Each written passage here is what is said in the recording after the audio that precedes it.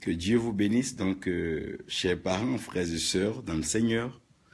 C'est un temps assez fabuleux, merveilleux et formidable que nous partageons. Par la grâce de Dieu, nous sommes bien rentrés en famille après cette tournée et nous avons trouvé donc utile de partager sur la communication spirituelle, sur le fondement et la base de l'amour.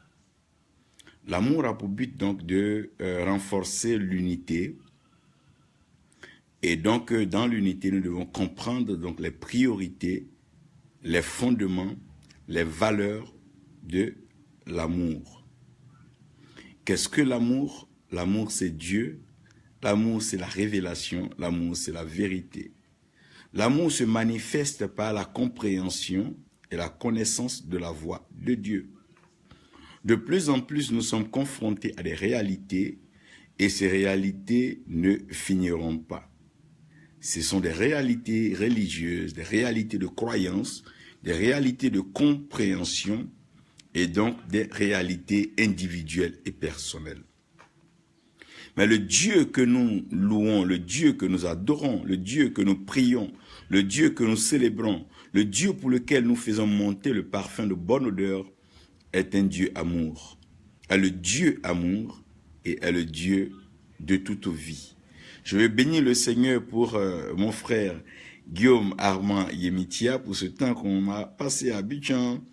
Jacqueline Yambala, que Dieu te bénisse. Emmanuel Olmelou, que Dieu te bénisse pour la grande œuvre que tu accomplis dans le Ghana, les États-Unis, Londres et autres. Narcisse Kwame, que Dieu te bénisse. Et je veux bénir le Seigneur pour la vie de Jean-Luc Kwaku, Mamadou Kone et puis Alima Fofana. Je pense qu'il est important en tant que ministre du Seigneur, en tant que serviteur, donc enfant de Dieu, de réfléchir sur des choses fondamentales. Lorsque nous parvenons, lorsque nous rentrons en contact avec notre Dieu au travers de notre Seigneur Jésus-Christ, qui est notre Sauveur, nous avons une position spirituelle. Et cette position spirituelle nous donne droit surtout à des responsabilités que nous devons assumer en tant que ministre, prophète et serviteur de Dieu.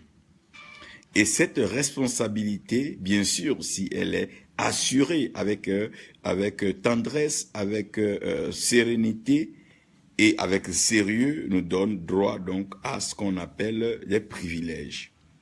Et souvent, nous sommes tout de suite poussés par l'esprit du gain, et donc la part du gain, à considérer nos privilèges mieux que nos responsabilités, et encore même mieux que notre position d'autorité. Qu'est-ce que je veux exprimer en ce jour? Je vais vous parler de la communication spirituelle de façon brève, de la respiration en tant que la louange spirituelle, la circulation du sang, donc le cœur en tant que le moteur de l'adoration. Et je terminerai avec l'odeur qui monte vers Dieu. Que Dieu bénisse Nadège Despieds et ma tendre et merveilleuse épouse exaucée, Ida Oulé. Je suis donc en train de parler parce que de plus en plus, plusieurs faits, plusieurs points animent pas seulement les réseaux sociaux, mais nos lieux de culte. Dieu nous a créés pour que nous communiquions avec lui. Donc la communication est même l'essence de la création de l'homme et de l'humanité. Dieu, trouvant qu'il n'était pas bon pour l'homme d'être seul, il lui a créé un être semblable dans le but que les deux communiquent, échangent et partagent les idées, car deux valent mieux que un, et nous le savons. Je vais retourner donc à la création de l'homme. Donc la création tout entière attend, sinon soupire après la révélation des fils de Dieu, parce que la création communique avec Dieu, mais de façon indirecte. Mais les enfants, les fils de Dieu, c'est comme ta maison, Peut-être que tu la payes à la fin du mois, tu l'entretiens en passant, mais tes enfants, tu les vois chaque jour, vous parlez et vous échangez. Mais la maison qui t'appartient, tu ne parles pas avec ta maison. Donc la création ne communique pas directement avec Dieu, mais la créature communique directement avec Dieu. Donc parlant de la communication, il y a un fait important que je veux souligner que j'appelle l'invocation. L'invocation n'a pas de religion, l'invocation n'a pas de tendance, n'a pas d'appartenance, n'a pas de temple. L'invocation est une situation subite qui se présente devant toi, devant laquelle tu n'as d'autre choix qu'invoquer le suprême. C'est en cela que tu diras, « Dieu, oh mon Dieu, Seigneur, interviens. » Mais de quel Dieu parles-tu? De quel Seigneur parles-tu? Qui invoques-tu? Vous allez voir que même le féticheur, étant quelque part en train d'offrir son rituel et en train de présenter donc son holocauste peut-être maléfique, satanique, démoniaque, dit si Dieu le veut. Mais de quel Dieu il parle? Dans l'invocation, tout le monde a un réflexe de pouvoir appeler Dieu, parce que Dieu est l'être suprême, il est l'autorité spirituelle suprême, il est le concepteur, le créateur de l'humanité, c'est lui qui a fait les cieux et la terre, c'est lui qui a établi les eaux, qui a permis que les vents soufflent, c'est celui-là qui est l'auteur du feu, c'est lui qui établit tout ce qui est élément donc de provision, de protection, de production et de transformation. Dieu est incontestable, Dieu est indiscutable, Dieu n'a pas besoin d'être prouvé dans toutes les langues, il y a un mot, il y a un nom qui indique Dieu. Donc Dieu n'est pas à un point de discussion, un point à remettre en cause. Non. La remise en cause est au-delà donc de l'invocation, parce que nous invoquons tous Dieu. Quand situation imprévue arrive, tu dis « Oh Dieu !» Ibrahim, que tu sois béni. Fabrice Poiti, que Dieu te bénisse depuis Pointe-Noire. Solange Cognan depuis l'Italie, que Dieu te bénisse, que Dieu bénisse donc l'œuvre qu'il accomplit au travers de vous. Donc après l'invocation est un réflexe naturel. Tout homme qui est créé a un père. Et cet être humain a tendance à invoquer son père ou sa mère dans une situation précise. Oh ma mère, oh mon père, c'est des choses qui arrivent à tout homme. Zobré Grand Type, que Dieu te bénisse. Ghislaine Dibi, que Dieu te bénisse. Donc, si vous avez compris donc l'invocation, vous devez comprendre que dans la communication spirituelle, nous avons 4 étapes. La première étape, c'est l'invocation qui peut être pratiquée par tout le monde. Tout le monde invoque Dieu. Dans les villages, dans les villes, les campements, les hameaux, les grandes villes, les métropoles, les mégapoles, tout le monde invoque Dieu. Parce que ne pas invoquer Dieu, c'est nier sa propre existence. C'est Dieu qui nous a créés. Donc après l'invocation, nous arrivons à la prière. La prière, c'est une demande, une requête. Si on peut faire des demandes à des directeurs, on peut faire des demandes de travail, on peut faire des requêtes à nos parents, à nos amis, on peut faire des requêtes à tout le monde, on peut prier tout le monde. Je peux prier un ami pasteur, mon ami, pardon, je t'en prie, envoie-moi un véhicule, mon ami, je t'en prie, envoie mon temps, mon ami, je t'en prie, je veux que tu sois orateur. On peut prier tout le monde, on peut prier. La prière, c'est une demande. Donc ne soyez pas choqués qu'on demande et qu'on prie qui on veut et qu'on demande à qui on veut. Moi, je peux demander à ma mère, je peux demander à mon père, je peux demander à mes frères, je peux demander à mes amis. Seulement c'est que les hommes, même les parents peuvent t'abandonner, te tourner dos. Seulement que Dieu, lui, il ne te tournera pas dos parce qu'il a une responsabilité pleine de ton existence sur terre. Sinon la demande, la prière, c'est une requête. Donc, que personne ne soit choqué parce qu'on prie un tel ou qu'on prie une telle. On peut même prier. Mais si au repas à Canaan, les hommes sont allés prier Marie pour dire non, le vin a manqué, on peut prier. On peut prier tout le monde. La prière, on peut prier. C'est une demande. Quand on a besoin de pain, on va taper la porte au boutiquier. S'il te plaît, pardon, ouvre la boutique, donne-moi du pain. C'est une prière. C'est une demande, c'est une prière, c'est une requête. Pourquoi alors chercher à compliquer des situations pendant que nous sommes en train d'évoluer dans l'unité et dans la fraternité chrétienne? La prière peut varier concernant ou par rapport aux croyances, donc aux maisons, aux temples. La façon dont les gens prient à l'ouest, les gens ne peuvent pas prier à l'est comme ça. Mais ils prient. Parce que la prière, c'est que tout le monde doit demander. Tout le monde peut demander. On peut demander. On a demandé. Jésus a demandé à la femme. Il lui a demandé de lui donner de l'eau. On peut demander à une femme. On peut demander à un homme. On peut demander à Marie. On peut demander à Joseph. On peut demander à qui on veut. On peut demander. On peut demander à Pharaon. On peut demander à Joseph. On peut demander à Daniel. On peut demander à Paul. On peut demander à Pierre. On peut demander. C'est la prière.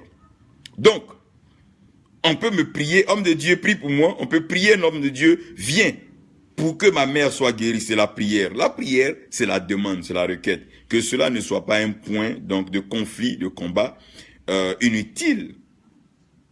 sur ce qui est fondamental et ce qui est précieux et éternel.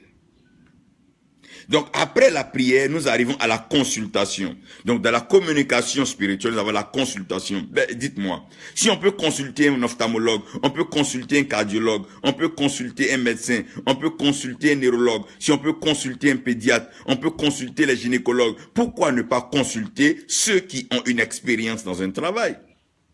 Donc, moi, je ne m'étonne pas que l'Église catholique ou que certains frères décident de consulter Marie. Pourquoi? Si elle a pu concevoir, elle a pu recevoir la divinité sur elle, en elle, et le reproduire, le manifester, ça veut dire qu'elle est un tabernacle.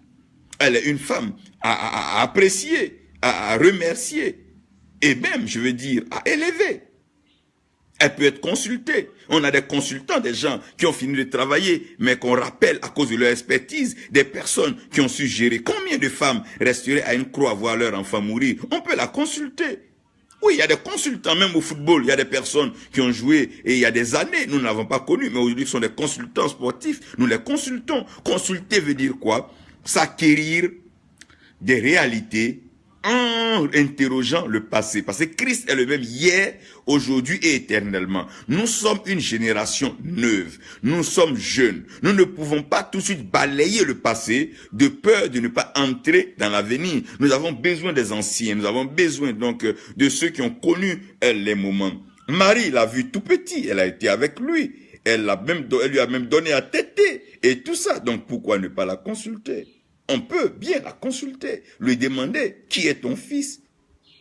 Elle leur a dit tout ce qu'il vous demandera de faire, faites-le. Ça veut dire qu'elle est poussée à l'obéissance. Elle n'a pas été un ingrédient de désobéissance. Elle a plutôt été un facteur d'obéissance et un élément dans le miracle que le Seigneur a produit. Regardez bien que le Seigneur ne prie même plus pour l'eau. Il dit prenez seulement et allez servir. Ça veut dire quand l'obéissance est au rendez-vous, le miracle ne se fait pas attendre.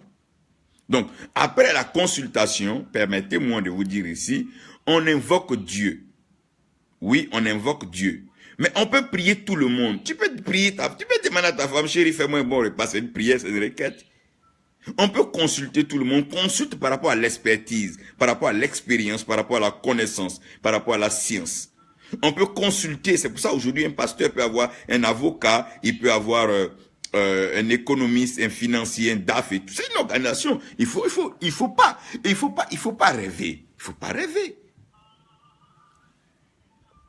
Donc après la consultation, je viens maintenant au point où je parle de la suggestion. La suggestion est un élément fondamental dans la communication avec Dieu. Il faut des hommes qui peuvent dire, Seigneur, c'est vrai, nous avons péché sur la terre, mais je crois que si tu t'investis en moi, je peux te révéler à cette création maléfique, satanique et mauvaise, pour que le détourner de Dieu. Seigneur, révèle-toi à moi, rends-moi puissant, enrichis-moi, pour que je présente une image à tous ceux qui sont pressés de s'enrichir. Donc, il faut comprendre que Dieu peut enrichir quelqu'un pour que ceux qui sont en train de passer par les voies maléfiques, sataniques, diaboliques se rendent compte que Dieu bénit, Dieu élève et Dieu enrichit afin qu'ils se détournent de leur mauvaise voie. La suggestion, c'est dire, Seigneur, me voici. Je suis ambassadeur du ciel sur la terre. Permets-moi de manifester, de révéler et de combler le ciel sur la terre. Donc, nos débats ne sont pas des débats de qui prier, non, qui consulter, non. On peut consulter, prier tout le monde. Mais c'est quelle image du Christ, de Dieu, que nous révélons sur la terre en tant qu'ambassadeurs? Ne perdons pas de vue le débat. Ne nous laissons pas distraire. Le diable sait que nous allons nous accrocher sur des points qui sont secondaires. Mais le point fondamental, le point clé, le point qui fait notre force, c'est là. Ne manquez pas la suggestion. Seigneur, rends-moi le plus prospère de cette cité, afin que cette cité te connaisse. Seigneur, fais de moi la plus belle, afin que les rois se tournent vers toi. Si Esther n'avait pas, de par sa beauté, la grâce de Dieu, touché donc le cœur du roi, comment est-ce que Aman et son projet satanique, maléfique, diabolique allait être donc abrogé? Comment est-ce que ce plan allait être donc aboli, abandonné et rejeté? Il faille que Dieu nous positionne, frère. La communication, on parle avec tout le monde. Je peux parler avec un fou, je peux parler avec un enfant, je peux parler avec un grand, je peux parler avec un vieillard. C'est la communication. On communique. Dieu nous a créés pour communiquer. Pourquoi ne pas communiquer avec la mère de notre Seigneur? Pourquoi ne pas communiquer avec son père? L'ange est venu parler avec Joseph. On peut communiquer avec tout le monde. On peut communiquer. La communication n'est pas un problème. Dans la communication, nous aurons l'invocation qui est liée à Dieu. Nous allons avoir aussi la suggestion. On fait des suggestions à qui? À Dieu. Même Dieu, on lui fait des suggestions. Ah père, on aurait pu faire ceci. Pourquoi penses-tu? Moïse a dit, si tu veux détruire ce peuple, passe par moi d'abord. C'est une suggestion. Je veux rentrer dans la deuxième phase, qui est la respiration. Il y a 3 choses qui font la différence entre un mort et un vivant. La respiration, le battement du cœur, donc la circulation du sang, et l'odeur. Donc le mort a une odeur que le vivant n'a pas. On appelle ça l'odeur cadavérique ou bien l'odeur de la décomposition ou l'odeur de la putréfaction. Le mort n'a plus de battement de cœur parce que quoi? Il n'a plus besoin d'un élément fondamental. Et celui qui respire est vivant. La Bible dit que tous ceux qui respirent louent Dieu. Que ce qui respire loue Dieu, ça veut dire quoi? Si tu as le souffle que tu respires, tu dois louer Dieu. Et la louange, elle est adressée à Dieu. Tout ce qui respire loue Dieu. Celui qui ne loue plus Dieu ne respire plus. Donc une assemblée qui ne loue plus Dieu ne respire plus. Un homme qui ne loue pas Dieu ne respire plus. Donc louer Dieu, c'est respirer. Respirer, c'est quoi? C'est ramener à Dieu par reconnaissance ce que Dieu a mis en nous. Dieu nous a créés, il n'était pas obligé, mais il a soufflé dans nos narines le souffle de vie. C'est en cela que nous sommes devenus l'âme vivante. Donc nous devons respirer pour Dieu. Nous devons être inspirés pour Dieu. Nous devons expirer même pour Dieu. Comme ça, le Seigneur, sur la croix, dit, je te remets mon souffle, mon rouha, mon souffle, mon pof. Oui, je veux dire quelque chose là. Donc, on respire par reconnaissance. Celui qui refuse de respirer meurt, peu importe ce qu'il a préparé comme cérémonie, peu importe ce qu'il a rassemblé comme ingrédient. Celui qui refuse de respirer meurt. Que Dieu te bénisse, révérend Clotaire. Que Dieu bénisse Sylvia Zadi, que Dieu vous bénisse. Donc la respiration implique la louange. Que tout ce qui respire loue Dieu. Tout ce qui respire loue Dieu. Ce qui respire ne doit louer que Dieu. Donc les points sont clairs ici. Si tu ne respires pas, alors va louer qui tu veux. Mais si tu respires, loue Dieu. Que tout ce qui respire loue Dieu. Et on loue Dieu par quoi? Par reconnaissance. J'appelle la reconnaissance ce que Dieu a fait pour nous, qu'on ne pouvait pas faire pour nous-mêmes. Marie-Joseph Kwame, que Dieu te bénisse, que sa grâce repose sur toi là où tu es. Donc tout ce qui respire loue Dieu. Donc on loue Dieu pour un autre élément de la respiration qu'on appelle la reconnaissance. Celui qui ne reconnaît pas le vent ne vivra pas. L'élévation, la portée est liée au vent. Dieu fait des vents, c'est messager, et Dieu se déplace sur les ailes du vent. Donc celui qui ne prend pas le vent ne respecte pas le message et le messager et ne connaît pas Dieu. C'est en cela qu'il meurt. Là où il n'y a pas la révélation, le peuple meurt, le peuple périt. Quelle révélation? La révélation est basée aussi sur quoi? Sur la célébration. Nous célébrons qui? Nous célébrons quoi? Nous célébrons les œuvres manifestes de Dieu, les œuvres que la création témoigne, que nos pères, nos mères nous en ont parlé. Dieu est puissant de génération en génération, de siècle en siècle. Il est Dieu. Il n'a pas besoin de vote, il n'a pas besoin de religion, il n'a pas besoin de fausses croyances, il n'a pas besoin de fausses adorations. Il est Dieu. Il n'a pas besoin de confrontation religieuse. Il est Dieu. Il est là-haut. Il nous regarde sur la terre en train de nous embourber, nous chambouler, nous emmerder par des choses qui n'ont même pas de place. Que tu pries qui? Que tu pries Y? Qu'as-tu compris de l'amour? Que fais-tu pour le royaume sur la terre? Comment est-ce que Dieu avance? C'est de ça qu'il est question. C'est de ça qu'il est question. C'est ce qui est important. La célébration. Nous célébrons ces victoires. Celui-ci qui a ébranlé Égypte, qui a effondré le système pharaonique, qui a détruit les empires, les royaumes, afin de établir, oh my God, la pierre angulaire, la pierre que nul ne peut renier, notre Seigneur Jésus-Christ. Celui-ci, oh mon Dieu, qui a triomphé de la mort, my God, qui a été crucifié après avoir souffert toutes sortes de tragédies, il a été malmené par les hommes et maltraité par les humains. Cependant, Dieu l'a souverainement élevé, Dieu l'a établi, oh my God, et Dieu lui donnant le nom qui est au-dessus de tous les noms. En ce sens que à la mention du nom de Jésus-Christ, dans le ciel, sur la terre et sous la terre, oh, l'homme puisse être exaucé, reconnecté à Dieu. Ça veut dire que nous sommes en train de comprendre comment la célébration avance. Nous célébrons le Seigneur, nous célébrons la Pâque, nous célébrons le Seigneur. Nous ne sommes pas en train de célébrer sa mort. Non, non, nous ne célébrons pas sa mort, mais sa résurrection est mystérieuse. Parce que, oui, jusqu'aujourd'hui, les hommes s'interrogent comment cela s'est passé. Mais c'est Dieu, mon frère, c'est Dieu. C'est Dieu. Eric, que Dieu te bénisse. Donc, après la célébration, il y a ce que j'appelle la louange éternelle. Dans la louange éternelle, nous ne parlons pas des choses qui sont. Nous ne parlons pas des choses qui ont été. Mais nous parlons des choses éternelles. Quand on parle de l'éternité, on ne parle plus de mère. On ne parle plus de père. On ne parle plus de fils. On parle tout simplement d'existence. Alors qu'un homme vient sur terre par le biais de son père et de sa mère, c'est en cela que la Bible dit « Honore ton père et ta mère, et tes jours se prolongeront sur la terre. » Ça veut dire que honorer son père et sa mère veut dire aussi consulter son père et sa mère. C'est pour ça la dot et les alliances, on consulte le père et la mère. Ça veut dire que si aujourd'hui, Jésus étant fils de Dieu et donc fils de Marie, s'il devait se marier, il allait consulter son père et sa mère. Donc, consulter, prier Marie n'est pas un problème. Pourquoi? Parce que consulter le père et la mère, c'est Dieu qui le dit quand on annonce donc Exode, lorsqu'on commence à rentrer dans les 10 commandements, quand Dieu présente donc sa loi au peuple d'Israël. Quand Dieu présente donc ce qui est bon, ce qui est agréable, pas forcément ce qui est parfait, mais au moins ce qui est bon, ce qui est agréable.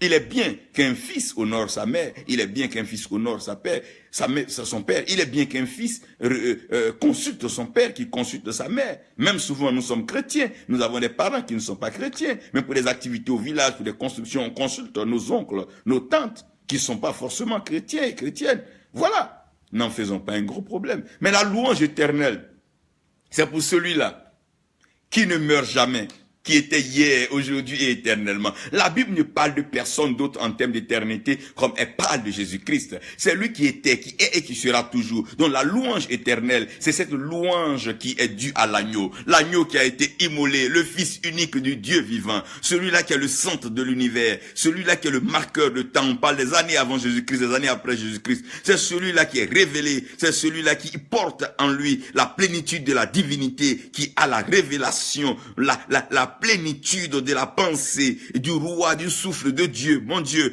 oh, kontaleri bakasayade, ne pas louer l'éternel, ne pas louer l'agneau, ne pas l'adorer, ne pas le célébrer, c'est manquer le point éternel, c'est manquer le point fondamental de la vie. Ne pas l'accepter comme Seigneur et Sauveur, se soumettre à sa volonté, sa pensée, c'est tout simplement s'éloigner du plan de Dieu.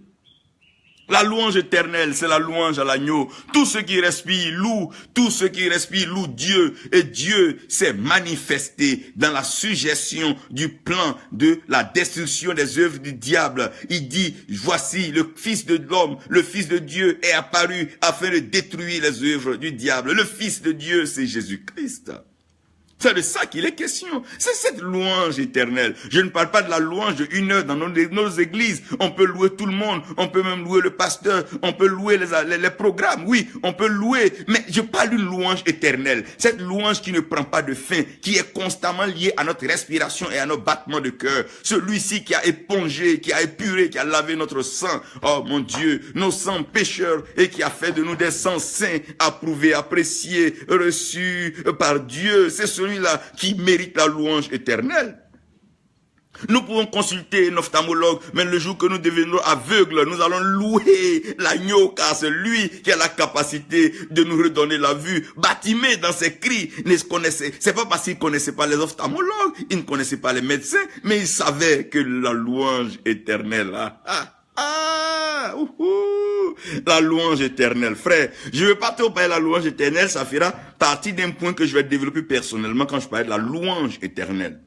Que Dieu bénisse la maman Yvette Kwame, une femme de louange, une femme d'adoration. Elle comprend bien ce message parce que prier, on peut prier tout le monde. Je peux prier, mais maman donne-moi ceci, on peut prier. Mais l'adoration, la louange éternelle est liée à l'agneau de Dieu qui ôte le péché du monde. Jean dit, voici l'agneau de Dieu qui ôte le péché du monde. Je sors alors donc de tout ce qui respire. Après parler de la respiration, permettez-moi de parler de la circulation donc du sang. Quand on parle du sang, vous allez comprendre que c'est l'élément de l'identité. Ce qui fait d'ailleurs que la circulation du sang représente le mouvement de nos pensées dans la vie de l'homme. Quand on parle de sang, on parle de cœur, parce que le sang repose dans le cœur et l'âme vit dans le cœur. Maintenant, l'adoration n'est pas liée à un lieu, ni à une doctrine, ni à une pratique. On peut être chrétien, peut être évangélique, protestant, on peut être catholique, on peut être tout ce qu'on pense, mais ne pas adorer. Parce que l'adoration n'est pas liée à un lieu. Ça a été le débat d'ailleurs entre le Seigneur et la femme au puits de Jacob. Ils se retrouvaient au puits de Jacob, mais la femme refusait de comprendre la continuité d'Israël. Elle parlait de la Samarie. Elle dit, est-ce que nous devons adorer sur telle montagne? Il dit non. Le Seigneur répond, non. On n'a plus besoin d'aller adorer un être humain. On n'a plus besoin d'adorer une idole. On n'a plus besoin d'adorer une montagne des eaux. Ça, c'est fini. Le sang qu'on fait couler sur les montagnes, sur les lieux, c'est de l'idolâtrie. Le sang de Christ a déjà coulé. Et Christ est venu dans notre cœur habiter. Donc ça veut dire que notre adoration est liée à notre cœur. Il dit, les vrais adorateurs adoreront en esprit et en vérité. Donc quand on parle de l'esprit, on parle du souffle, on parle de la respiration. Quand on parle de la vérité, on parle du cœur. On peut tout dire, mais c'est notre cœur seul qui a la vérité. On peut acclamer des partis, on peut acclamer des hommes, mais notre cœur seul, c'est la vérité. On peut marcher avec des hommes, marcher avec des femmes, mais notre cœur seul, c'est la vérité, parce que la vérité est liée au cœur. Personne ne peut toucher à son cœur, mais on peut influencer nos yeux, on peut mettre des ingrédients sur nos yeux pour voir ce qu'on veut voir, mais personne ne peut influencer son cœur, parce que le cœur, oh mon Dieu, est le moteur de la vie. Donc, les vrais adorateurs adoreront le Père en esprit et en vérité. Et c'est ces adorateurs-là que le Père recherche. Pas des gens qui vont créer des polémiques, des conflits dans des pensées religieuses. Non, on n'en a pas besoin. Des gens qui vont créer des enmités. Non, on n'en a pas besoin. On ne cherche même pas des ennemis. Non, Dieu ne cherchait pas un ennemi en créant Satan. Il cherchait tout simplement un ange pour porter la lumière. C'était pas la pensée de Dieu d'avoir un ennemi. Gloire soit rendue à Dieu pour ceux qui s'opposent à la vérité. C'est leur choix. Ils ont choisi de s'opposer à la vérité et la vérité triomphera. Personne n'est juge sur la terre. Même si nous avons des tribunaux, le juge par excellence, c'est Dieu. C'est Dieu seul qui peut trancher, qui peut dire ce qui est vrai ou ce qui est faux. Qui sommes-nous? Nous sommes trop jeunes pour remettre en cause ce qui s'est passé hier et pour trop vite prononcer se prononcer ce qui arrive demain. Le passé est lointain et le futur est aussi lointain. Contentons-nous d'aujourd'hui. Les vrais adorateurs adoreront le Père en esprit et en vérité. Quel esprit te pousse à l'adoration? Est-ce l'esprit de la religion ou le Saint-Esprit? Dis-moi. C'est pour ça, les apôtres ne l'avaient jamais adoré, mais plutôt il leur donnait l'enseignement. Mais le jour où le Saint-Esprit est venu sur eux, ils ont commencé à le louer et ils ont commencé à l'adorer. Parce que sans la présence du Saint-Esprit, il n'y a pas d'adoration, il n'y a pas de louange. On ne peut pas adorer sans l'Esprit de Dieu, c'est pas possible. Non. Parce que c'est en esprit et en vérité. Que sais-tu de la vérité? Arrêtons de polémiquer sur les maris de Madgala, les maris. Et c'est pas notre problème ça. Dieu est suffisamment Dieu. Si Dieu a voulu que ces femmes entrent dans l'histoire donc de la naissance du Seigneur, de son œuvre, du ministère, ça n'engage que Dieu. Moi, je suis trop jeune pour pouvoir régler ce problème. Que celui qui s'il veut parler à la mère pour que le fils le comprenne, ça c'est sa façon de penser. Celui qui veut parler au fils directement, c'est sa façon de penser. Nous devons comprendre que le plus important, c'est que l'Esprit de Dieu se pose sur nous et que nos pensées, que nous soyons renouvelés dans notre intelligence afin de discerner ce qui est vrai, de discerner ce qui est bon, ce qui est agréable et ce qui est parfait. Arrêtons, c'est un débat. Nous n'en avons pas besoin. L'adoration est liée au cœur. Celui qui n'a pas un cœur, c'est pour ça que Dieu dit dans les derniers temps, il ôtera nos cœurs de pierre et il mettra des cœurs de chair. C'est alors qu'il répandra son esprit. Parce que l'adoration sans cœur n'est qu'une malédiction voilée, une malédiction professionnelle, une sorcellerie déguisée. Quand des gens fabriquent des bombes, mais ne pensons pas que c'est des chercheurs, mais c'est des gens qui sont en train de préparer une destruction massive, des morts en milliers. Comment est-ce qu'on peut acclamer de tels ingénieurs, de tels chercheurs? Plutôt prions Dieu pour qu'il prépare des places exotiques où on peut se retrouver, communier et partager et ensemble jouir de cette unité, cette fraternité que nous avons en Jésus-Christ. Parce que nous avons un Père qui nous a créé, Dieu. Arrêtons donc. Déjà que nous sommes entourés par plein d'ennemis, plein d'adversaires, plein de concurrents, pourquoi alors accepter de se diviser par des points que nous savons ce que la Bible dit là-dessus d'ailleurs? Donc, les vrais adorateurs, c'est ceux qui ont le cœur. Si Christ n'est pas dans ton cœur, ouvre ton cœur pendant que je te parle. Laisse-le entrer dans ton cœur. Laisse-le pénétrer ton cœur. Tu vas voir que tes pensées, tes idéologies, tes conflits, tes discussions vont cesser. Mais tu vas comprendre que l'adoration n'est pas une histoire de groupe. L'adoration est une histoire personnelle, est une histoire individuelle. Chacun adore. Il dit, les vrais adorateurs l'adorent en esprit et en vérité. Ton esprit n'est pas en commun avec l'esprit de quelqu'un d'autre. Mais c'est le Saint-Esprit qui rend témoin à ton esprit que tu es enfant de Dieu. C'est cet esprit d'ailleurs qui te pousse à l'adoration. Si les 24 vieillards ont jeté leur couronne, c'est pas par suivisme, c'est pas par religion, non, mais c'est tout simplement parce que leur couronne était physique, mais les vieillards voulaient une couronne éternelle, ils voulaient rentrer dans la louange éternelle et l'adoration éternelle. Il faut comprendre ces mystères-là. Il faut comprendre ces choses. Donc dans cette adoration, nous allons arriver maintenant à ce que j'appelle la vérité. Quand j'appelle la vérité, Jésus dit, je suis le chemin, la vérité et la vie. Donc, personne ne s'est prononcé comme étant la vérité dans toute la Bible et dans l'humanité. Chacun a connu une portion de vérité. Et cette portion de vérité lui a permis de pouvoir avancer à un certain niveau. Mais pour pouvoir parcourir l'éternité, tu as besoin de la vérité universelle, la vérité céleste, la vérité divine qui est Jésus-Christ. Il est le même hier, aujourd'hui, éternellement. En d'autres termes, il n'a pas de variation, il ne change pas. Mais ceux qui ont été là pour un temps. Ils sont passés, leur temps est passé, leur temps est parti. Aujourd'hui, c'est vrai, Lazare, on parle de Lazare, sa résurrection, mais Lazare, c'est fini ça. C'est une autre affaire, il est ressuscité, mais après, voilà. On parle des choses actuelles. Jésus-Christ est le même aujourd'hui éternellement. Il est le même hier. C'est lui la vérité. C'est lui que nous louons, c'est lui que nous célébrons, c'est lui que nous adorons, c'est lui notre roi, c'est lui notre sauveur. C'est lui, c'est lui, c'est lui, c'est lui, c'est lui, c'est lui. Que Dieu te bénisse, Xavier, que Dieu te bénisse, servante de Dieu, Begré, que Dieu vous bénisse. Je vais maintenant donc parler de la vie avant de terminer par les odeurs. Je reviendrai sur ce message où je porterai un ton meilleur sur certains éléments et certains ingrédients de notre foi. Pourquoi est-ce que nous n'avons pas besoin de faire des combats, des débats, des discussions, s'entremêler, remettre en cause ceci et cela? On n'en a pas besoin. Chacun doit recevoir le Saint-Esprit sur lui et adorer Dieu en esprit et en vérité. Ta vérité peut ne pas être ma vérité, mais la vérité qui est universelle, c'est qu'il y a un seul qui a été crucifié, qui est mort pour nous et qui a coulé son sang pour nous sauver de nos péchés, c'est Jésus-Christ. C'est cela la vérité universelle, ça qui est central, ça qui est fondamental. C'est cela l'unique. Je parlais de la vie. Lorsque nous parlons de la vie, nous devons parler donc des supports, des ingrédients, des éléments de la vie. Celui qui vit en Asie ne vivra pas forcément comme celui qui vit en Occident. Donc l'Europe a ses ingrédients de vie, l'Afrique a ses ingrédients de vie. Chaque continent a les éléments de la vie. Dans le désert, les gens vivent. Dans la savane, les gens vivent. Dans la forêt, les gens vivent. Ils n'ont pas forcément la même approche de la végétation, donc des climats et du relief. Si nous voulons imposer une vie, nous allons tuer ceux du désert en voulant leur donner le régime de vie de ceux de la forêt. Et que vous devez comprendre que chaque religion, chaque groupe, chaque mouvement a sa façon donc de pouvoir concevoir la vie. Et la conception de la vie est faite par ce que nous apportons nous-mêmes dans la vie.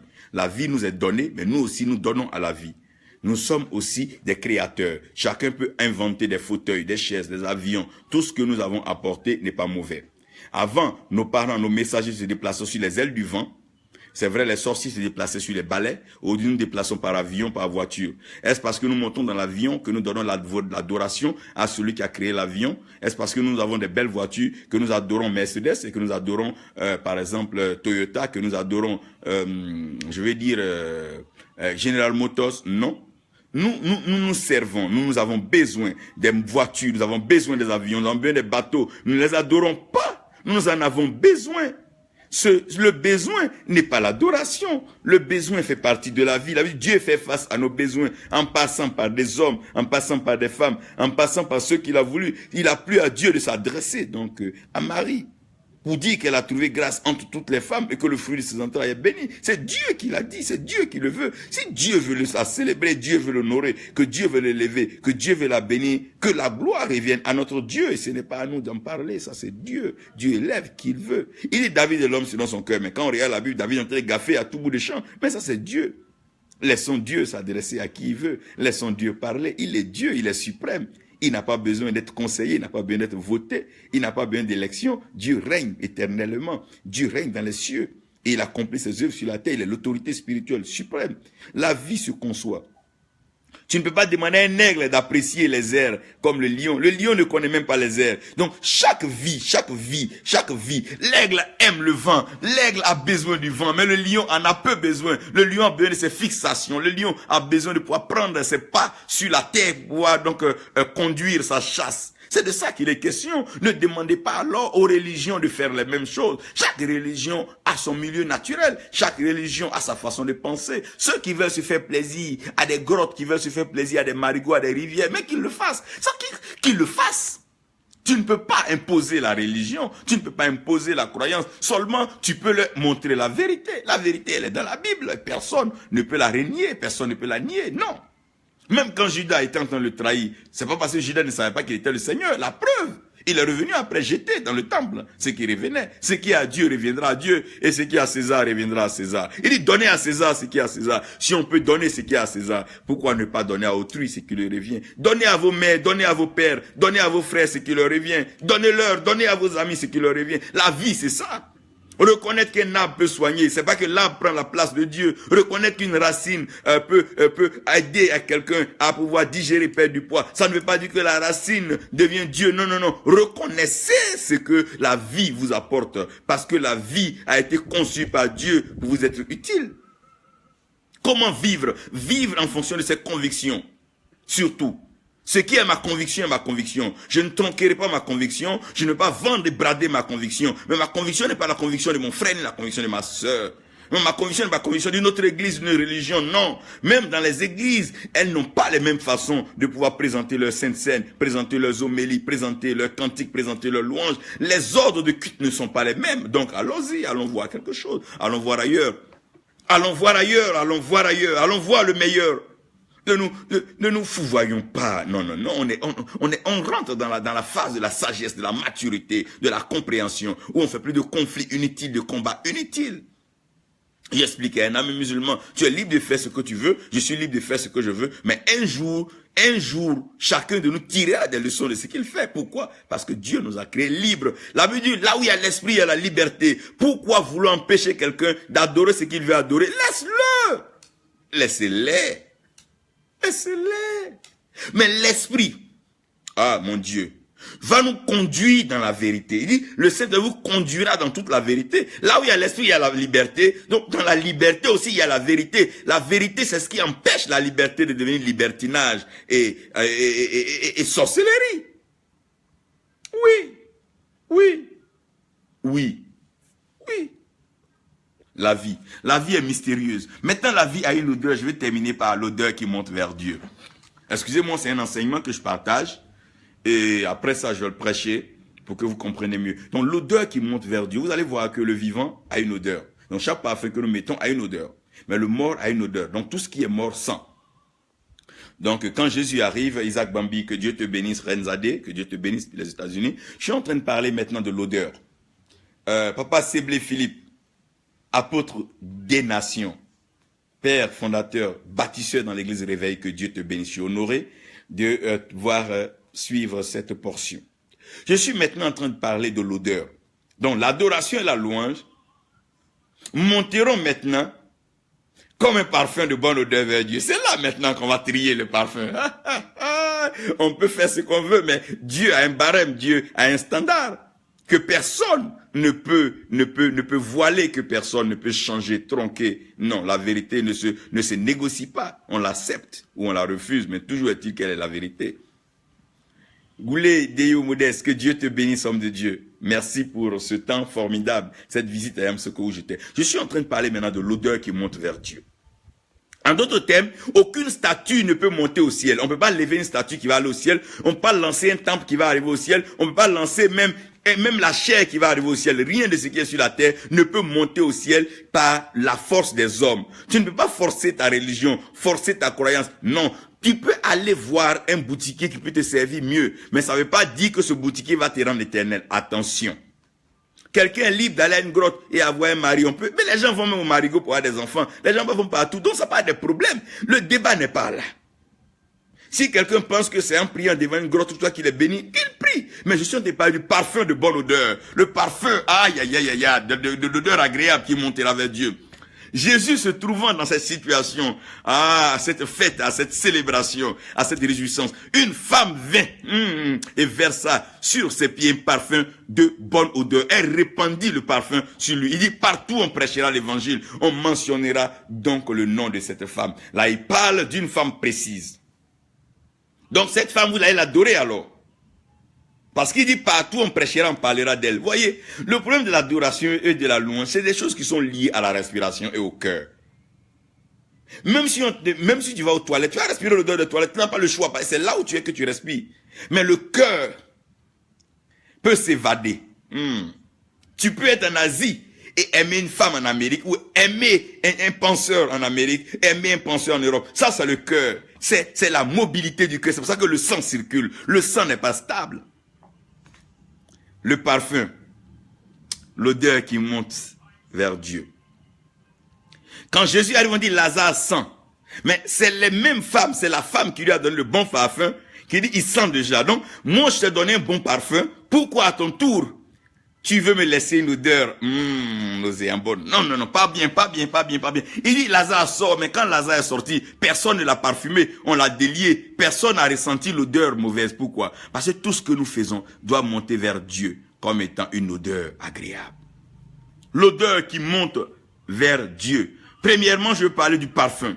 Quand on parle du parfum, c'est quoi? Ce n'est pas de plaire ou de choquer, non. Le parfum n'est ni de plaire ni de choquer. Le parfum est d'être vrai. Est d'être vrai. On peut choquer pour plaire, on peut plaire pour plaire, mais cela ne traduit pas la vérité. Non. Pas du tout. Pas du tout. Le parfum, c'est ce qui se dégage de chacun de nous. Le parfum de la mangue ne peut pas être confondu au parfum de l'orange, ni le parfum du citron. Il y a une odeur qui monte dans les champs. C'est ce que Jacob n'a pas pu comprendre. Son père lui a dit, c'est vrai que j'entends la voix de Jacob, mais l'odeur, c'est l'odeur des champs, l'odeur de mon fils Ésaü. Tu ne peux pas tronquer l'odeur. Ton adoration a une odeur, ta louange a une odeur. C'est ce parfum qui va te caractériser. Ce n'est pas ton église qui va te caractériser, c'est pas ton église qui va te sauver. Non, moi je suis ceci, je suis catholique, je suis évangélique, je suis mormon. Ça n'a pas, Dieu, quel parfum se dégage de toi? Qu'est-ce qui monte vers Dieu? Qu'est-ce qui monte vers Dieu? Qu'est-ce qui monte comme parfum? Et là, je vais emboîter le pas pour parler du sacrifice. Que sacrifies-tu pour Dieu? Ce n'est pas les beaux discours, les grands discours. Qu'es-tu prêt à sacrifier pour Dieu? Comment prouves-tu à Dieu que tu l'aimes? Dieu a tant aimé le monde qu'il a donné son fils unique. Tu aimes Dieu depuis, tu provoques des gros débats et tu es dans des débats à ne pas finir. Qu'apportes-tu à Dieu? Qu'apportes-tu à l'humanité? Quel sacrifice fais-tu? Quelle privation? Quel jeûne? Quelle prière? Quelle orientation? Quand recherches-tu la face de Dieu? Arrêtons beaucoup de choses. Après le sacrifice, je veux parler de l'offrande. Qu'offres-tu à Dieu? Qu'offres-tu à Dieu? Qu'offres-tu à Dieu? Qu'offrons-nous à Dieu? Marie s'est offerte. Elle était fiancée pour dire, moi je suis fiancée, rentre pas dans ça. Elle dit non, que cela me soit fait, selon ta volonté, selon ta parole. Elle s'est offerte à Dieu. Respectons ceux qui s'offrent à Dieu. Respectons ceux qui payent le prix pour la foi. Ceux qui payent le prix pour que l'évangile avance. Restons pas dans des polémiques inutiles. Concentrons-nous sur le Christ, c'est l'essentiel. Concentrons-nous sur Dieu. Concentrons-nous sur le ciel. Bâtissons la terre avec la pensée de Dieu. les offrandes. Je termine maintenant avec la dîme. La dîme, qui est aujourd'hui devenue un problème. Personne ne veut payer sa dîme. Personne ne veut donner sa dîme. Mais quelle est cette foi? Quelle est cette religion? Quelle est cette louange? Quelle est cette adoration? Arrêtons cela. Ne croyez pas qu'en payant vos dîmes, vous enrichissez les pasteurs ou les prophètes. Non, donnez, payez votre dîme, c'est ce que Dieu demande. Obéissance vaut mieux que le sacrifice. Allons-y, allons-y voir quelque chose. Comme par Justine, que Dieu te bénisse. Que Dieu vous bénisse. Que Dieu te bénisse avec ton époux, le prophète Wilfred Zongo, que Dieu vous comble. Voilà. L'odeur qui monte vers Dieu, c'est le parfum, le sacrifice, l'offrande et la dîme. J'ai voulu mettre la dîme à la fin, pourquoi? Pour que vous sachiez qu'on ne peut pas l'oublier. Ça fait partie de la vie. Les actes prophétiques par vos offrandes, vos sacrifices, ne manquez pas. Aucun homme de Dieu ne vous escroque. Vous devez apporter à la maison du trésor. Si vous apportez vos biens à la banque, pourquoi ne pas apporter vos biens à l'église? Ça veut dire que vous croyez plus en la banque que vous croyez en l'église, que vous croyez aux hommes de Dieu. Cela veut dire aussi que vous adorez la banque. Le jour que les banques ferment, je dis, le jour que les banques vont fermer, le jour que les comptes vont fermer, mais il y aura des morts, il y aura des suicides. Des gens vont oublier même que Dieu donne la vie. Ils vont s'embourber. Ils vont se tuer là. Frère, nous communiquons avec Dieu, c'est vrai. Nous louons Dieu, c'est vrai. Nous adorons Dieu, c'est vrai. Mais tout ça dans le but de faire monter un parfum d'odeur agréable à Dieu. Et celui qui est monté, parce qu'il est descendu vers nous, c'est Jésus-Christ. Le parfum de notre vie, c'est le Christ. Et c'est Jésus-Christ. Il est lui-même notre parfum. Il est lui-même notre sacrifice. Il est lui-même notre offrande. Il est lui-même notre dîme. Christ en nous, l'espérance de la gloire. Que Dieu bénisse chacun, que Dieu nous comble. Je reviendrai, donc je parlerai alors du mystère de la respiration et de la circulation du sang. Comment les deux synchronisent, comment la louange et l'adoration synchronisent pour faire monter donc le parfum. Que Dieu vous bénisse et que sa grâce repose sur chacun de nous. Joyeuse Pâques et que nous ayons une résurrection merveilleuse. Rendez-vous à une Pentecôte glorieuse où le Saint-Esprit descendra sur l'humanité et chacun réalisera ce qui est vrai, ce qui est faux, ce qui est parfait. Nous allons comprendre que nous n'avons pas besoin de combats, de conflits, nous n'avons pas besoin de coutelas, nous n'avons pas besoin d'armes, nous avons tout simplement besoin de la vérité. Vous connaîtrez la vérité et la vérité vous affranchira. Connaître la vérité, ce n'est pas par la force. La vérité s'expose, la vérité se présente, la vérité s'enseigne, la vérité s'explique. Et avec le temps, on finit par adhérer à la vérité. Que Dieu nous bénisse et que sa grâce repose sur chacun de vous au nom de Jésus-Christ.